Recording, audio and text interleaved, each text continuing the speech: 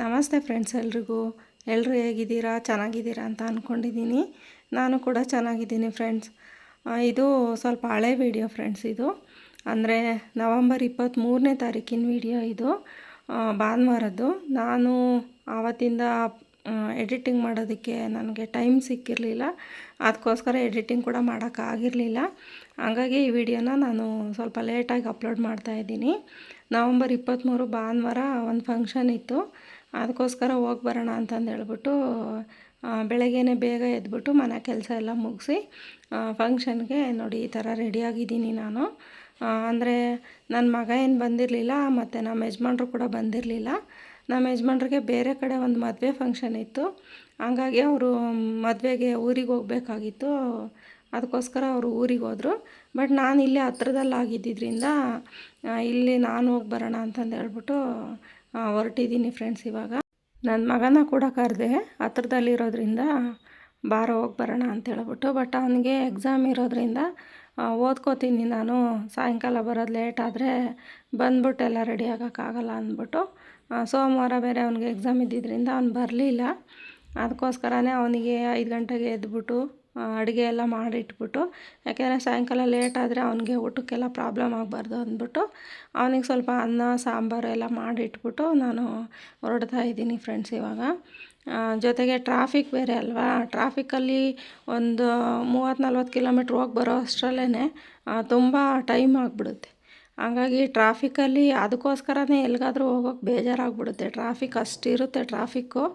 ಹಾಗಾಗಿನೇ ಅವನು ಇಲ್ಲ ನಾನು ಬರೋದಿಲ್ಲ, ನೀನೇ ಹೋಗ್ಬಿಡು ಅಂತ ಹೇಳ್ದೆ. ಅದಕ್ಕೋಸ್ಕರ ನಾನು ಒಬ್ಬಳೇ ಹೊರಟಿದ್ದೀನಿ. ಸೊ ಯಾರಿಗೆಲ್ಲ ಈ ವಿಡಿಯೋ ಇಷ್ಟ ಆಗಿದೆ ದಯವಿಟ್ಟು ಲೈಕ್ ಮಾಡಿ. ಹೊಸ್ದಾಗಿ ಯಾರಾದರೂ ನನ್ನ ಚಾನಲ್ನ ನೋಡ್ತಾ ಇದ್ದರೆ ಸಬ್ಸ್ಕ್ರೈಬ್ ಮಾಡಿಕೊಂಡು ಸಪೋರ್ಟ್ ಮಾಡಿ. ನಿಮ್ಗೆ ಏನು ಅನಿಸುತ್ತೆ ಅಂತ ಲಾಸ್ಟಲ್ಲಿ ಕಮೆಂಟ್ ಮಾಡಿ, ಶೇರ್ ಮಾಡಿ.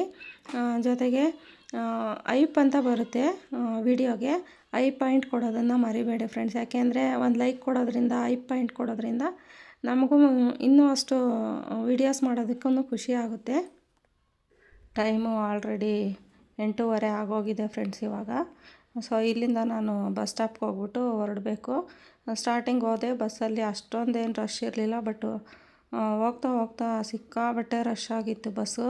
ನಾನು ಸ್ಟಾರ್ಟಿಂಗ್ ಹೋದಾಗ ಅಷ್ಟೊಂದು ರಶ್ ಆಗಲಿಲ್ಲ. ಕೊನೆಗೆ ಹೆಂಗೋ ಅಲ್ಲಿಂದ ನಾನು ಚೌಟ್ರಿಗೆ ಬಂದೆ ಫ್ರೆಂಡ್ಸ್. ಅಷ್ಟರಲ್ಲಾಗಲೇ ಚೌಟ್ರಿನಲ್ಲಿ ಎಲ್ಲ ಫಂಕ್ಷನ್ಗೆ ರೆಡಿ ಆಗಿತ್ತು. ಅಂದರೆ ರೆಡಿ ಮಾಡ್ತಾಯಿದ್ರು ಇನ್ನೂ. ಕೆಲವೊಂದಷ್ಟು ಶಾಸ್ತ್ರಗಳೆಲ್ಲ ಆಗೋಗಿತ್ತು ಫಂಕ್ಷನಲ್ಲಿ. ಸೊ ಆವಾಗ ನನಗೆ ಕಣ್ಣಿಗೆ ಬಿದ್ದಿದ್ದು ನೋಡಿ, ಇದು ಕರಿ ಕಂಬಳಿ ಮೇಲೆ ಅವರು ಶಾಸ್ತ್ರಕ್ಕೆ ಅಂತ ಹೇಳ್ಬಿಟ್ಟು ಅಕ್ಕಿನಲ್ಲಿ ರಂಗೋಲಿ ಬರಿತಾ ಇದ್ದಾರೆ. ಅಂದರೆ ಹಿಂದಿನ ಕಾಲದಲ್ಲಿ ಹೆಂಗೆ ಅಂದರೆ ಕಂಬಳಿ ಇಲ್ದಿರ ಯಾವ ಶಾಸ್ತ್ರನೂ ಆಗ್ತಾಯಿರಲಿಲ್ಲ. ಎಲ್ಲ ಶಾಸ್ತ್ರಕ್ಕೂ ಕಂಬಳಿ ಬೇಕಾಗಿತ್ತು.